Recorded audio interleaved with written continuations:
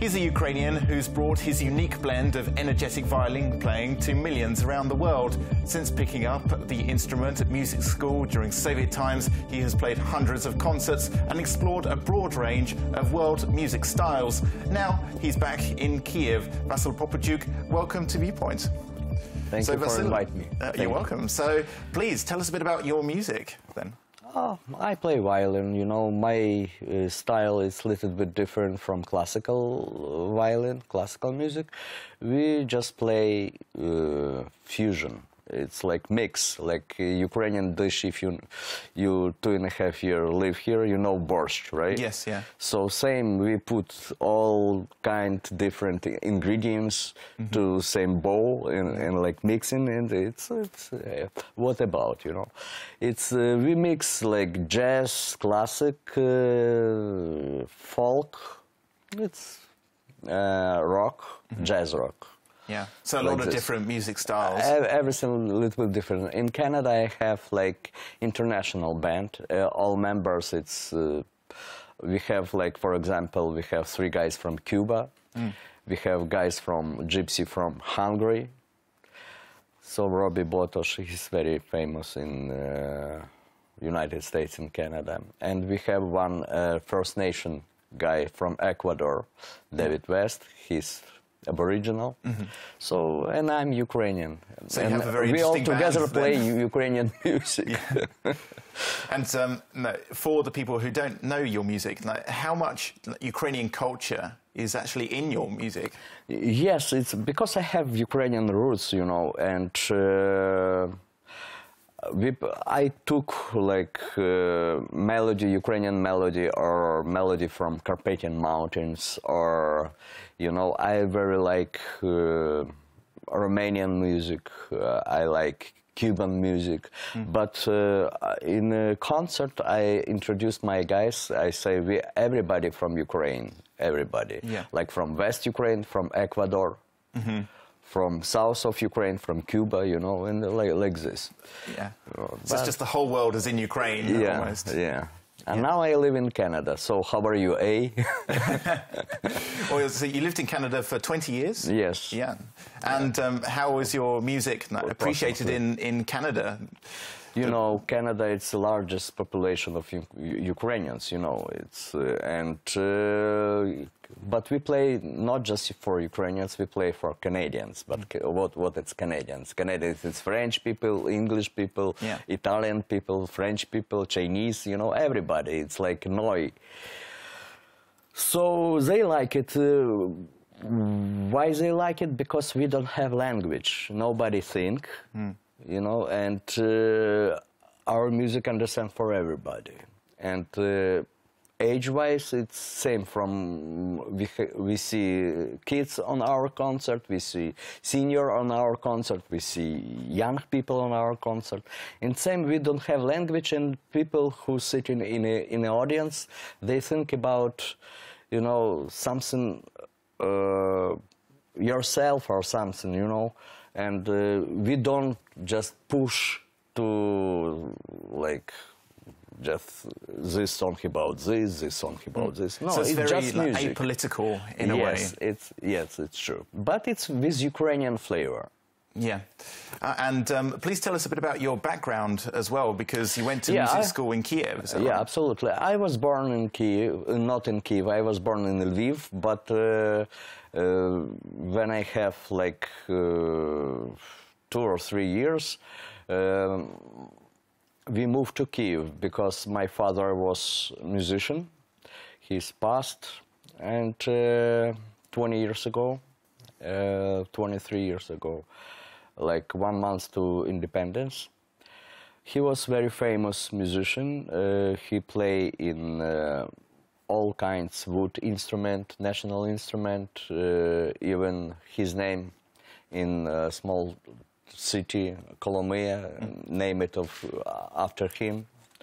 you know, and my mother choreographer, my brother violinist, my grandfather violinist, so I don't have choice. Yeah, so you couldn't do something else, you couldn't do finance? No, for sure not. And do you finance and me, it's totally different way, you know. Okay, and you play a lot of instruments? Lots of instruments. How many exactly? Because, you know, when I was 7, I start learning music when I have 4 years old. I start piano, private lessons, and 6 I go to prepare school 1 year, and when I have 7 I go to school, music special school, and it's 11 years, and after conservatory it's like university, music university, another 5 years, and in my life I have period when I work in Moscow in the theater music around the world. So when I have 13 years of, I just start learning guitar, you know, because I, like all teenagers, I like hard rock, you know. I play Deep Purple, I play everything, you know, but I don't understand what we think about, but we play it, you know. And very interesting in my life, I have like my dream come true, because when I was 13, 14 years old, I was big fan of Deep Purple, you know. I know all the name, all the concerts, all the had the years. posters, yeah. sort of thing. And actually, when where I live in Canada, so so lucky I play on last album in Gillan, 2006, Gillan Inn, and I play with them. It was amazing. It was your dream come It's true. my dream. It's my childhood dream. I play on the tracks 6, When the Blind Man Cry. Okay. This song is very... And in Moscow, sorry, about instruments, right? In Moscow, in the theater, they teach us all kind of different national instruments, wood instruments, string instruments. Like my father teach me when I was 6 on wood Ukrainian instrument, but when I was in Moscow, I start learning more like traditional, like duduk, Armenian instrument, you know, gijak, kemancha, you know, like this one. Yeah. And what about the Soviet music schools? Because there's an amazing number of violinists and classical music players who actually come out of these schools. So what was it that made it so special? Why are they so renowned around the world? If you ask me about this school, it's very unique school. It's school like for... It's named for gifted children, right? But on this school, we have kids from all around of Ukraine, you know, from West Ukraine, from East Ukraine. I study with my friends was from Donetsk, from Chop, from like, and we live there, but not me, because I those days live in Kyiv, so I just live at home and come every day to school. But why were these schools so good? Good teachers? Yes, I'm lucky because teachers, all teachers in this school, they from conservatory.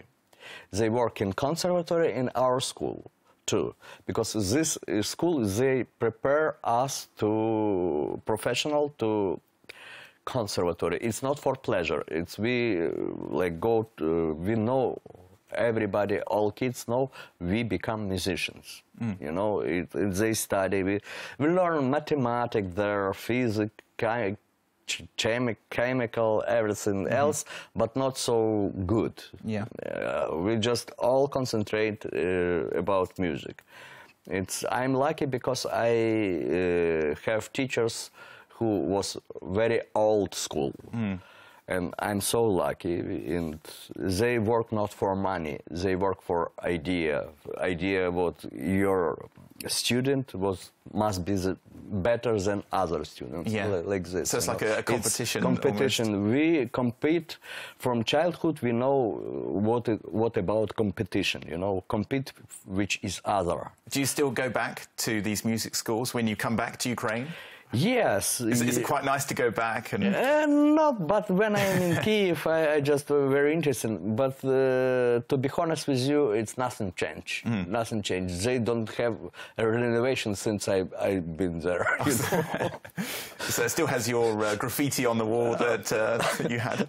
Yeah, it's probably. Yeah. And, but same, like it was like in 70s, same like now. It's very pity and it's bad thing. They don't pay attention for this, but they're really not. Well, Vasyl Popadiuk, thank you very much for coming into Ukraine today. Thank you for inviting me. That was Vasyl Popadiuk.